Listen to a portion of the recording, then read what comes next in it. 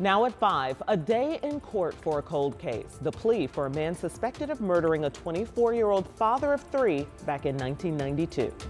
Also, justice for Carmen. The man accused of killing a 19-year-old more than 30 years ago was sentenced today. His punishment and reaction from the victim's family. And remembering Haley Busby, now her high school honoring her with new custom clothing. Sunshine and 50s today, and it is going to be a mild weekend, but rain chances too. I'll have your forecast. It may feel like a false spring, but this is not a false start. We are just 100 days away from the Indy 500. We're checking in with IMS as they're racing down the backstretch. And comedian Mike Epps is once again giving back to his neighborhood. The new gym on Indy's near north side and its dual purpose. Good evening. Glad you're with us on this Friday night. It's 5 o'clock. A former Hamilton County town official is now officially charged with a murder from more than 30 years ago. Rich Nye had his camera in the courtroom this afternoon in Noblesville as Andy Emmert appeared before the judge for the first time. A day after his arrest, Andy Emmert appeared in Hamilton Superior Court, charged with the March 1992 murder of 24-year-old Tony Bledsoe. Mr. Emmert, what is your age, please? 55, Your Honor. Emmert was only 21 back in 1992. He lived at this duplex in Noblesville. That's where Thomas Anderson says that Emmert shot Bledsoe in the head, then stabbed him repeatedly over a dispute about stolen car parts. Anderson says he was there and admits to helping Emmert cut up and dump the body. Anderson has signed an agreement to plead guilty to murder with a 30-year prison sentence. Anderson must also testify against Emmert. Obviously, you have counsel with you today. Have you retained these counsel to represent you? Yes, Your Honor. Emmert has hired prominent Indianapolis defense attorney Jim Voiles. In 1992, a torso was found in a trash dump area in Putnam County about a month after Bledsoe was killed, but it was not identified as Bledsoe until 2019. A tip led police to Anderson, who confessed and implicated Emmert.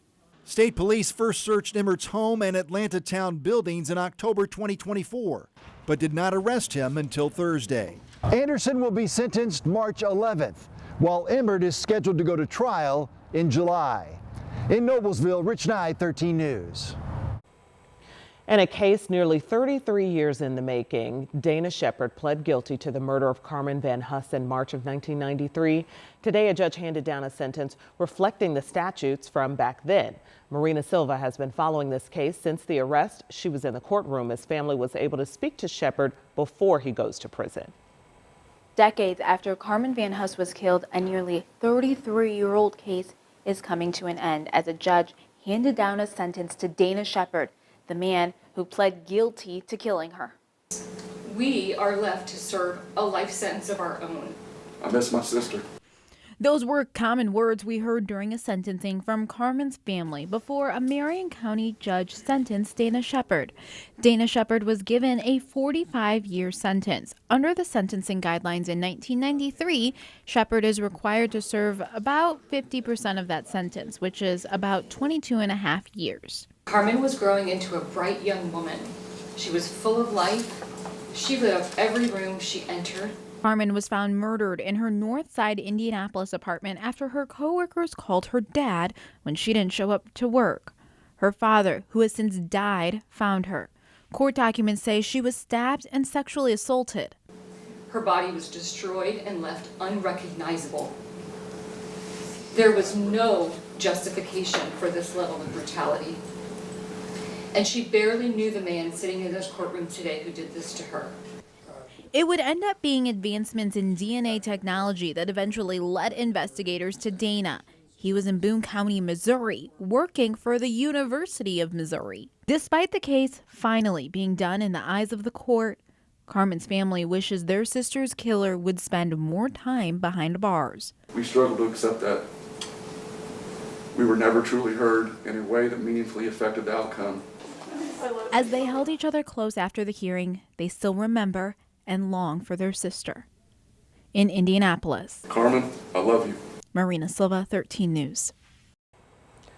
The family made it clear in court they credit Detective William Carter, who worked on the case for years. Detective Carter was also there with the family during sentencing. Now to the outpouring of support for Haley Busby's family after her tragic disappearance and death last month. She was a student at Hamilton Southeastern High School, and teachers and students came together to create clothing to remember her. Brandon Schaap joins us in studio to explain how they're also giving back to her family.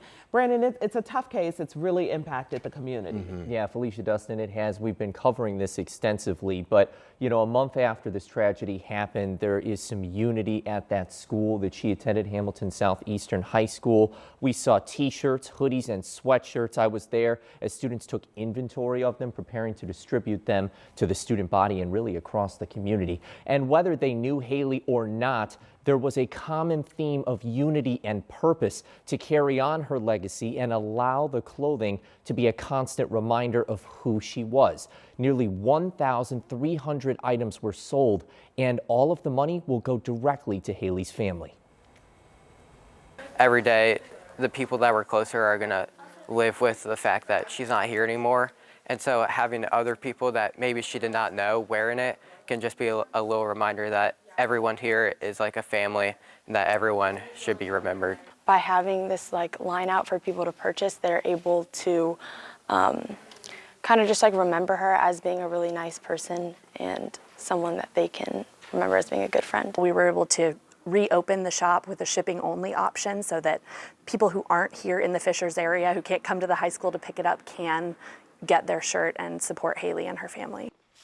Now, more than $5,600 were raised from this fundraiser, and the clothes were designed by the Hamilton Southeastern Fan Stand with the pink ribbon representing Haley's favorite color, including the HSE logo in the middle, and the back shares messages to support Haley's Law and all missing children. And coming up at 6, we'll hear more from the people in the HSE community who knew Haley and wanted to honor her with these clothing. And you heard that they are still putting some of them up for sale so people can help from across the country. Yeah, we heard so many tributes last night during her celebration of life at I-Town Church. And I think this story has been so just tragic and frightening. You feel like somebody just wants to do something. Yeah. Everybody wants to do something. Yeah, and a lot of things are happening in the community. Yeah. Brandon, thank you so much.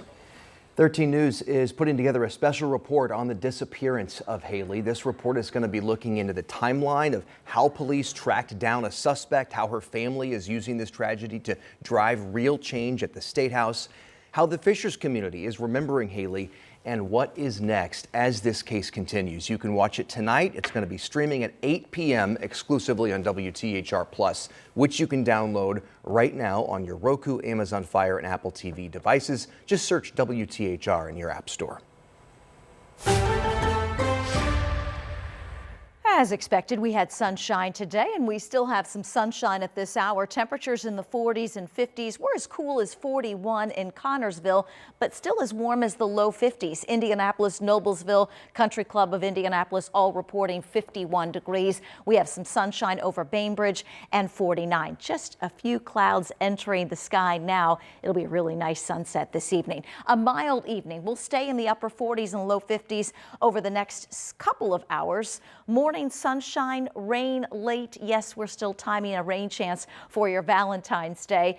Temperatures tomorrow afternoon well into the 50s ahead of that rain chance. Morning sunshine, mentioned that Saturday at 8 a.m. This is Saturday evening at 5. You can see the leading edge of the rain arriving. The steadier, heavier rain will move into the southern half of the state Saturday night into the early part of Sunday. This is Sunday at 8 a.m. Still a few lingering showers, but by lunchtime, the rain is moving out. I'll have more of a local timeline and how much rain we're expecting in just a few minutes.